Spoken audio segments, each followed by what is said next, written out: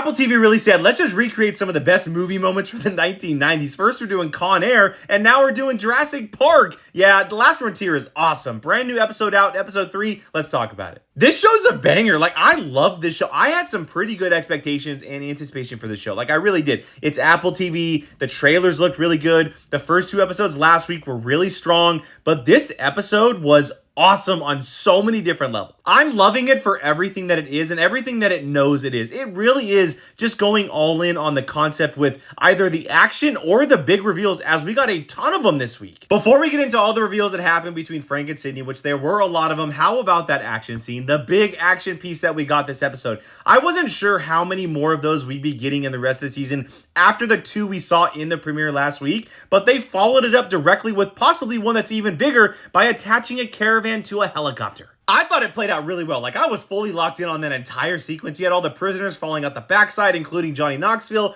and then eventually going full Jurassic Park as it was thrown over the cliff. The only thing that I will say is, how the hell did Havelock survive that drop? Okay, with that out of the way, let's get into the big reveals that happened in the episode between Frank and Sydney. Each of them have 2. I want to start with Frank, and the first one I want to talk about is his daughter. We learned that he and his wife had a daughter, and they lost her just before her 9th birthday, but it seems like something happened with Frank or his job, or maybe something that he was doing that resulted in his daughter dying. There's no doubt we're going to find out whatever happened to his daughter, because it does seem like it's something that has haunted him and his wife and possibly their relationship, but that is also connected to the scars that Frank has on his back that Sydney saw in episode 2. The second thing that happened to Frank in the episode is by far the most important thing going on in the show right now, but Havelock now has something against Frank. We don't know exactly what it is. It relates to the package found in the Alaska book at the end of the episode, but Havelock basically told him over the phone, I found your secret. I found what you were burying in the basement, and it was literally in the basement as Frank went down there later on the episode and couldn't find where he was keeping something. That's huge, and I'm not going to say that he has control over Frank, but again, he has something against the U.S. Marshal who is leading the investigation against him. Now, flipping over to Sydney, we also learned 2 very important pieces of information that put her in the center of everything. First, her father is responsible for the Havelock program,